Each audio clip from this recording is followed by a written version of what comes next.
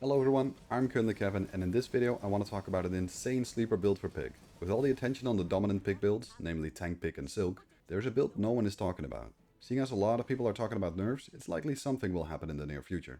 When that happens, it would not surprise me if Burn Pyg will be the new dominant Pig build. What is Burn Pyg? Well, I'm glad you asked. Burn Pyg usually consists of a matchbox early game into a rice baller or a key-ass late game. Or, if you can't find those, a very buffed up matchbox will do the trick. I've been able to force this build with a 60% 10 win rate, even with Tank Pig being a direct counter with all of their shields. Matchbox is a non-weapon small item that charges whenever you use a non-weapon item.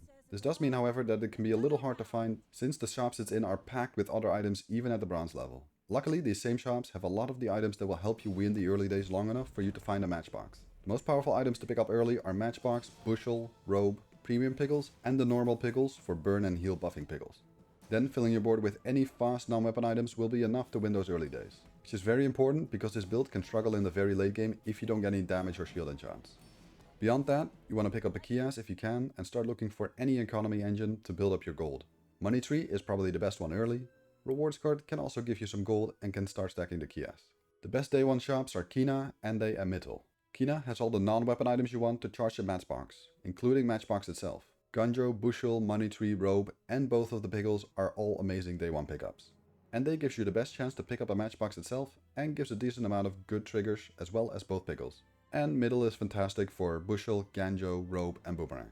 The first couple of days are crucial here because the item pools get really big here when you get the silver and gold items. And you want some of the crucial items to not lose every early game fight. So you want to visit a lot of shops to pick up the pivotal items. Just be careful of not spending all of your gold on items that will not help you win fights. If you have a matchbox, some non-weapon items, and either a bushel, robe, or both, you want to start grabbing skills as any plus burn will be incredibly valuable throughout the entire run. And plus heal can be amazing for your bushel. The mid-game is pretty straightforward. Improve your board by getting better and faster non-weapon items, put as much burn on your matchbox as you can, upgrade your existing items, and get started on value stacking your Kias and or your board to prepare for Rice Baller.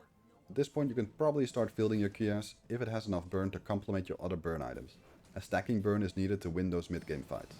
The items we want to start looking for are Rice Baller, Display Case, Sponsored Apparel, Rewards Card, Pen FT, and the Speedrunner package, which often consists of Speedrunner, Model Ship, Yo-Yo, and a bunch of toys or items without cooldown, like Display Case or Sponsored Apparel. Bootstraps is also a very solid item, since you have a lot of items that will stay with you for most of the run, and it's pretty tough upgrading all of them. And most of the time you're also buying and selling a bunch of items, which triggers Bootstraps a ton.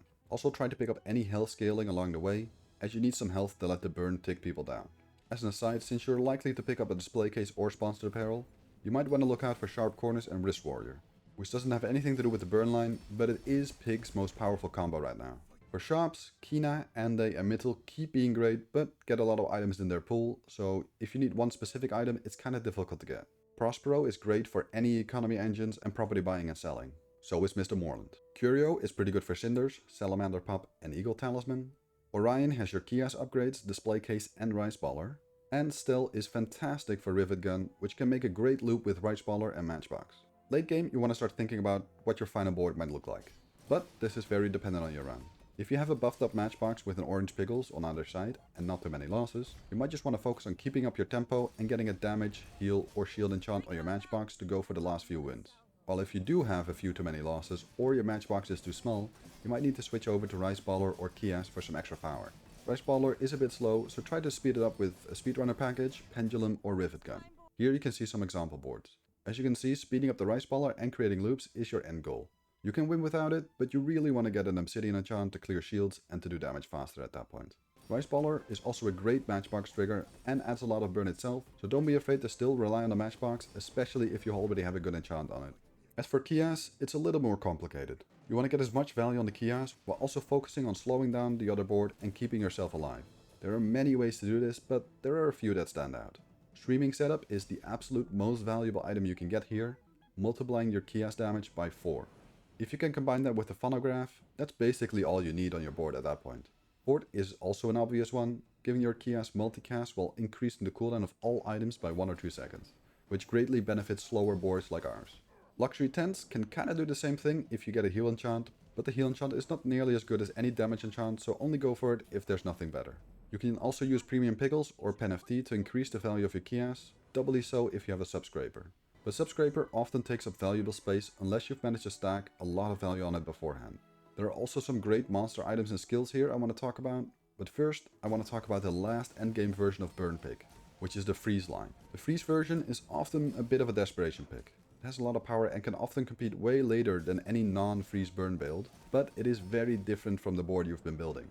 The items you want to look out for and put in your stash are Steam Ladle, which will be your only burn applicator, Golden Cold Room and Golden Igloo. I would usually not pick up silver since they are too weak and you no longer have a guaranteed silver upgrade at 7. These together give you enough freeze to make Steam Ladle an absolute powerhouse, while also keeping you alive by freezing your opponent's board. If you find any of these, they're great items to keep in your stash because once you basically get any other freeze, you can start making something happen. Other fantastic pieces are Aurora Dome together with Igloo, doubly so if you have a damage enchant on the Igloo, at which point you can throw out the Steam Ladle and add in even more freezes while letting Igloo do all the work. Luxury Tent with Cold Room is also fantastic, giving your Cold Room multicast, and to finish off the build, Ice Luge, Stopwatch, Snow Globe or Ice Cream Truck are great extras that can fill in any slots you have left over.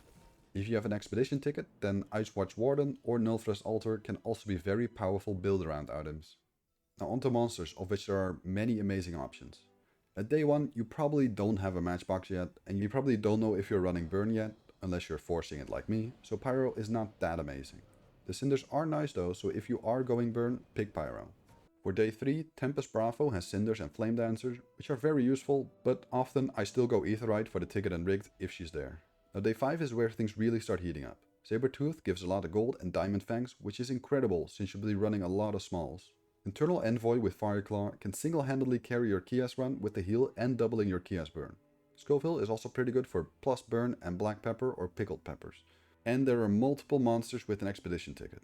Day 6, Inferno has a lot of good skills and items, and Trash Golem has Powder Keg, which feels like it should be good, but it's a little underwhelming whenever I've tried it, so use it with caution. Day 7 has Suds, which is amazing for Rivet Gun, and Clean Storefront has 20 value on your Kias. Chili Charles has Golden Igloo and Ice Cream Truck, which can be great hedge items, and Ghost Pepper has plus burn and regen when you burn, and also has Black Pepper, but the chance of seeing Sterling at this point is pretty small, so it's not that great. Day 8 is fantastic for Dragon, with Draconic Rage, which can single-handedly turn a bad run into a winning run. Oasis Guardian is great if there's no dragon, just for a bunch of regen, since you don't use any weapons. Day 10 also has a lot of great monsters for every variation. Lord of the Waste for Pendulum is always fantastic, especially before level 13, so you can get it to Diamond, and it also has some cooldown reduction. Awakened District for Prosperity is actually amazing if you have a sponsored apparel and a pen FT. It gives way more shield than you expect. Void Colossus with Void Energy can single-handedly create an infinite loop with a shielded Rice Baller, and Void Rage is pretty nice to have as well. Then for Kias, Property Baron, for properties obviously, but more importantly, Master Salesman, which doubles the value of your Kias in combat. Combine that with a stacked Subscraper or streaming setup and you are doing insane burn numbers. You also have Volcus Enforcer and Frost Street Champion for the freeze line, with items like Iceberg, Sapphire, Cryosleeve, Cryosphere and Stopwatch. Void Golem for Into the Void with a matchbox build is also pretty good. It is a gamble, but if you're behind the curve and it doesn't hit your matchbox, you can squeeze out a few wins you normally would have lost. If you have any questions or suggestions for any future videos, let me know in the comments. Also, if you want to be notified of said future videos, please subscribe. Thanks for watching and see you in the next one.